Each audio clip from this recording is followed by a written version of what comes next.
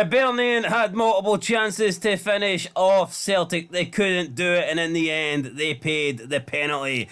Or at least the case in Edinburgh. They paid the penalties. 2 penalties handed to Celtic. Their 3-point lead at the top of the table restored. All thanks to the officials and the SFA. Welcome back, guys, to Fog Football. Crazy midweek action in Scottish football. Hibernian couldn't have played much better than that in the second half, but they were not going to be allowed the victory. Celtic had to restore the -3 temperature in Glasgow, and they did it thanks to 2 penalties, 2 very controversial penalties. Now, Hibs maybe could have had some controversial penalties of their own, but of course, we don't want to give you that. No, we want to relieve the stress on Brendan Rodgers. So we're going to give a penalty for a head collision that we've never ever seen done before in football.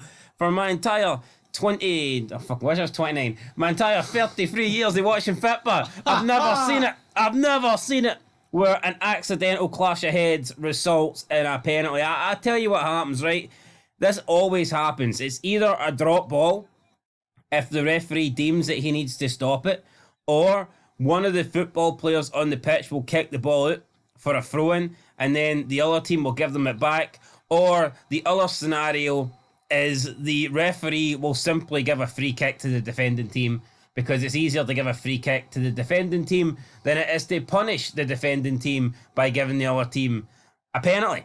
And it's as simple as that. We've never seen a penalty given for this, and for somebody to say we have, or it's a clear penalty, then just show me the evidence. Show me one time where a penalty has been given for a similar circumstance, and I'll wait. But look, I could rant here 20 minutes talking about how Hibs are shite but deserve to beat Celtic. I'm not going to do that. Let's talk about Hearts. But before we talk about them and the greatest striker in the land, we have to talk about League 2. I was trying to get ahead of myself there, but nah. I think you should have saved that wee rant on Celtic till the actual match. I'll just repeat it, it's alright. You'll just repeat it, that's alright. Anyway, Bonnie Rose won 2-0. There was only one League 2 game on. 2-0 Bonnie Rose builds them momentum for Thank fuck for that. Yep, it builds momentum for them for their Pittodrie game at the weekend. Aberdeen, I think, I mean, if Barry Robson's still in charge, maybe Bonnie Rose would have a chance. In the League 1 game, Stirling Albion got pumped 2-0 by Montrose. I'd love to check out the league table for these two leagues, but the reality is when there's one game, it's not going to change much in the grand scheme of things. But let's look at the one that matters, because St Mirren 2, Dundee 0. What's another League 1 game on? Just talked about it, mate. If you weren't on your phone, you'd have realised that. Well, what about the League 2 game? I just talked about that as well. Oh, did we? Aye. Oh, well, there you go. So, yeah, anyway. St Mirren won 2-0. James Bolton gets sent off. Not going to lie, I didn't actually see it. I'm going to assume it was a second yellow. And there was also a VAR decision. You know, we've talked too much about dodgy decisions in the last 40 hours. I don't care if James Bolton is a saint. He got sent off, and that's fine. Or he shot 10 people. Aye. Either way, it's a red card stance. That's the game I want to talk about. Oh, yeah. You love it. Aye, Adam Adia. Everyone's saying the guy's great. He scored 2 fucking penalties, and the second one was shite. He's just lucky Davy Marshall jumped the wrong way. I'm not seeing anything in this, Adam Adia. Wait till he starts scoring good goals. Wait till he starts actually earning Celtic 3 points and scoring legitimate goals and not dodgy penalties that were handed down. I'm going to disagree there. No, right. Well, I'm not. Well, you know what? I'm going to defend penalties. He stepped. Aye, because Rangers get a shitload of them. No, it's not just that. No, it is. No. That was a pressure penalty for him to score. They were shite, right? I respect players stepping up. It was a shite penalty. Yeah, it was. Davy Marshall made it look good. Well, you know what, right? See if that goalkeeper for Frankfurt dove the other way. Ramsey's shite penalty would have went in. Old Firm penalties for this season 21. Old Firm penalties against 1. Aye, yeah, that's it's a net fucking it's a net positive of 20 penalties. Aye, but it's all. Oh, but the Old Firm are more attacking, so they're in the box more. Fuck off. No, it's funny about that. Right off. Rangers have received 19 penalties, and Celtic have received 2 and conceded 1. So I mean, it's clearly Rangers with the advantage in the penalty department, isn't it? It's a really bad joke. So it wasn't a joke; it was sarcasm. Sarcasm being a joke. It was shite. Was it shite?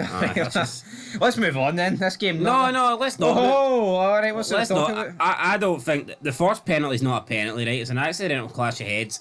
And for me, I don't care what the rules say. Look, I don't think the second one's a penalty either. For the simple fact is, first of all, we can't really determine whether it's in the box or outside the box. Kyogo's already got his shot away. So the follow through doesn't really affect anything. I think it's harsh to punish Hibs for something that had no impact. Does he follow through and catch Kyogo a little bit? Yes. But you don't even know, first of all, if it's in the box. And they've just gave a penalty, and it's you're punishing Hibs. I just don't understand it. It didn't if this tackle somehow affected Kyogo or took Kyogo out while he was mid shot, or he got like a bit of the ball and it deflected it, then he took it. I could maybe see it, but Kyogo's already took a shot, and the shot was saved. Whether Miller or who is it, Newell, was it whether Joe Newell was going to crash into Kyogo or not, it didn't affect the fact that Kyogo's shot didn't go in. I think this is a very harsh penalty. And I think the first one's the exact same. Because it's not like he's hit Alistair Johnson before Alistair Johnson can play the ball. The ball's been played. It's half a second later he hits him. Both penalties, right, are questionable, and also the ball's already been played. It's not like he's hit them before it. Kyogo's shot got saved regardless of what Joel Newell did. But you know what's fucked up? I don't even think VAR looked at the first penalty, but it's kind of one of those ones where that's not something that once you look at it, you're going to overturn. Because I think they're just going to look, oh, that looks nasty. So therefore, they're just going to stick by their decision. But the real question is, should it have been given in the first place? And I don't think it should have been. No, I agree with you. I think VAR can't overturn it. Because I mean, it's a foul. Because... Well, I say it's a foul. I retract that. I'll retract that. It's the Hibernian player is essentially heading the Celtic player. I'm not going to deny that. Who initiates the contact between the two players? It's the Hibernian guy, absolutely. I'm not denying that. But that's never been given we've never seen a penalty given, and that shit happens all the time. Aberdeen, Celtic, League Cup final. Look at Gary Mackay-Steven. He got wiped out. He won the ball with a header, and then like a split second later, he got fucking headed right in the side of the dome. He was down and out for a couple of minutes. I don't remember Aberdeen getting a penalty for that. No, and that's because they didn't get one, by the way. In the Rangers and the Aberdeen game, it happened the same thing. But the problem, Mark Wilson claimed on Super Scoreboard, it's not Celtic's fault. It's never happened before. He's honestly trying to sit there and claim that this has never happened before in the box. Well, we know for a fact that this happens every other week. How many times do you see head clashes? Footballers aren't robots. They can't jump up at the same time and connect going for the ball at the same time, right? Accidents happen, and this was a misjudgment, never a penalty. And you know what, right? This is going to see how many games are left? What, 14, 15, 13, around that? There's going to be an incident like this, and they're not going to give it, and there's going to be an uproar. You can see it. Every time I see a head collision in the box, if the defender's the one initiating it, then I'm expecting a penalty. Every single time from this point onwards. So we'll have to wait and see, but I just want to move on for this I've game. never even thought of claiming for it before. I've never ever thought about thinking, oh, that's a penalty. But now, because of this incident, anytime two players go for the ball in the box, if the attacker wins the ball and the defender then makes contact with him with his head, then I'm expecting a penalty. Yeah. Therefore, I think we're going to be getting lots of penalties more every game now. I know, but we're saying that. Is that the SFA and the referees backing themselves in their corner? Like, oh shit, we're going to have to give a couple of these to make it look like we didn't actually help them there? Or has this always been the case? This has always been a rule? Of course, there's never been a rule, man. There's no rule for it. Kelly 1, Livingston 0. That's a boot in the balls for Davy Martindale. And he also came out and said that Derek Adams was his last chance. His last hope, and that hope has now been dashed. So, although, I mean, who knows who Ross County are going to get in? That's very true. Hopefully, they don't get anyone good in. Why doesn't Davy Martindale go to Ross County and complete the ultimate sabotage? Big show in the 2006 Inter. I reckon that could work. Battle Royal. Right, let's move on to McDermott Park. St Johnstone 0, Hearts 1, or should I just say Shankland 1. Look, Hearts are winning. I can't complain. Picking up 3 points every single week. Don't think we're playing great, but we're winning games, and for me, that's the main thing. And we are only 10 points behind Rangers after, 25 games? Yeah, Rangers have a game in hand, but that is a massive improvement on what we've seen in recent years. Recent years, the Old Firm have been at this point, probably 25, if not 30 points ahead of the chasing pack. So this is what Hearts need to do. They need to cement third, and they need to get closer to the Old Firm every year. It's as simple as that. With the money on offer now for finishing third and getting that guarantee, and I don't know how much longer it's going to be around because the coefficient has not been doing as good the last couple of seasons. But let's just say, for example, third place is going to, for the foreseeable future, get you group stage football with the added European games now. Approximately, you're guaranteeing yourself about £6 million, maybe £6 to £8 million. I think that you need to be finishing for whoever finished right. So let's say Hearts finished third. I think they need to be building on that, right? They need to be strengthening. They need to be setting themselves apart from the chasing pack. It's no good finishing third one season and then giving it back to Aberdeen the next. I think that with the amount of money involved in Europe and the guaranteed group stage football, I think if Hearts or let's say Aberdeen, for example, or anybody, right? I think if they can get consecutive finishes or even like 3 finishes in a row in third place and you're building on your team year in, year out, I think we could see someone in Scotland put themselves as the clear third best, and I don't mean just third best by a little bit. I think there could be a clear gap between the third best team and the rest, the fourth best and the fifth best, but you need to consistently finish third for that to happen, and we'll see if that's the case. I mean, Hearts finished third 2 years ago, then they gave it to Aberdeen. Aberdeen finished third last year, and they gave it away this year, so yeah, it's been a while, I think, since somebody in the Scottish Premiership finished third back-to-back years. I don't think it's been done since, I want to say, Derek McInnes was in charge. Yep. Or of Aberdeen. I think that's or true. He might not even have been him. It might have been Rangers. Rangers might have been the last team to finish third. 2 years in a row. Aye. Or did they finish fourth one year? Maybe they didn't. It might actually been third twice in a row. Might be onto something there. But you know what? Shankland is the man. I rate Miovski, right? But it's almost like his goal against Celtic and then Rangers has made people go, oh, he's a million times better than Shankland. Yeah, I've seen polls on our channel and on other accounts, and I'm surprised the gap in the percentage between the vote. And anytime I see a poll, Miovski's winning between about 75 and 80%. And Yeah. I am kind of shocked that much more people think that Miovski's better. I think Shankland's better, but being 4 years younger helps a lot. You've got to sell. Well, that doesn't mean who's better. That means who's the better. Who's a yeah, more no, appealing. but people might think, well, who's the better option to sign? Shankland may be better right now, but Miovski gives us 4 years, then he can. Oh, I know. Then you can certainly make a case that's Miovski. Like I think you would argue that's Miovski. That's the way some people think. But if we're talking about right now, who is the better striker? Then I would give the edge to Shankland. But yeah, and if a team's going to take it to the Old Firm, it needs to be Aberdeen or Hearts with players like that up front. Definitely. Who are, on form better than anything the Old Firm have, absolutely. But into Tuesday, we get Rangers against Aberdeen. It had its controversy as well. Dujon Sterling, a bit of breaking news, came out about 2 hours ago. Rangers' appeal has been dismissed, so he'll probably miss, 3 games now?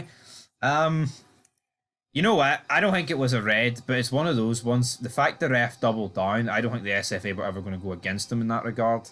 So I think Rangers... Yeah, you're kind of making the ref look a bit... I think Rangers should have just accepted the 2-game ban instead of 3. You know what? I don't think it's a red, but I'm not going to sit here and pretend like it's one of the worst decisions I've ever seen. No, it's a guaranteed yellow. Yeah, I think it's like one of those.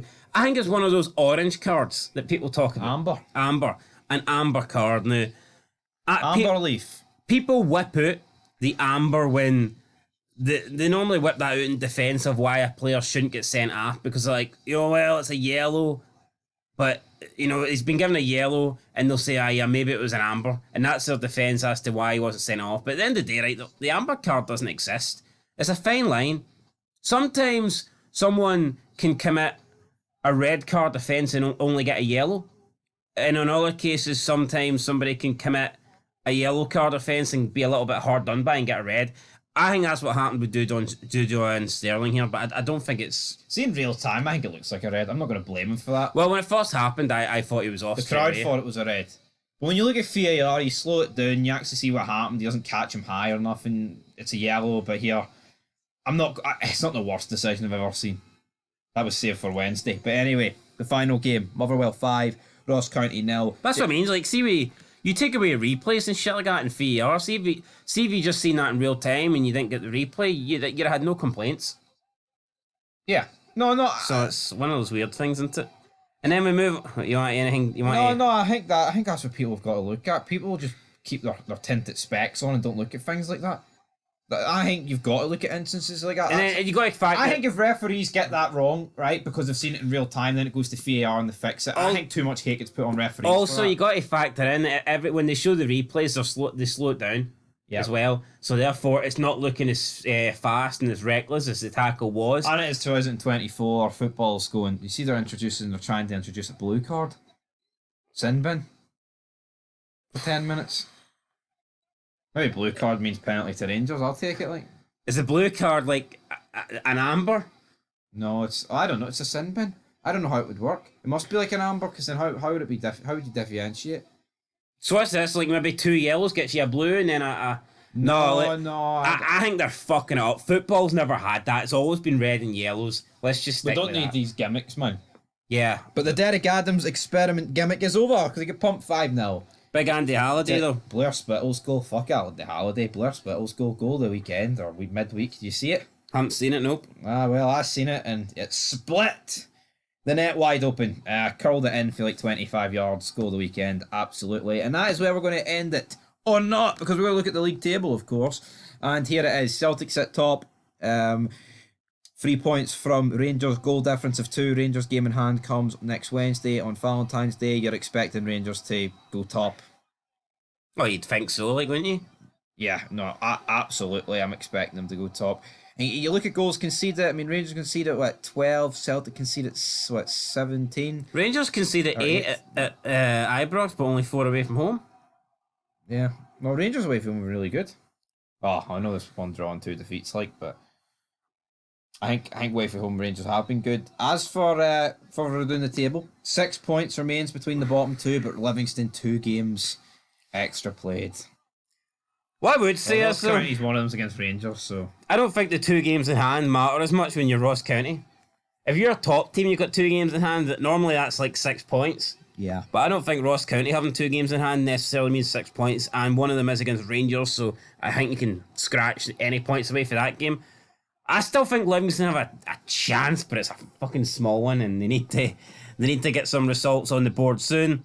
They need to win before Ross County.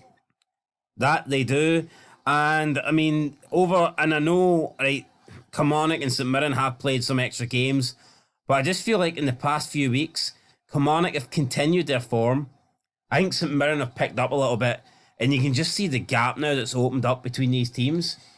Yeah. And I just don't see the top 5 changing.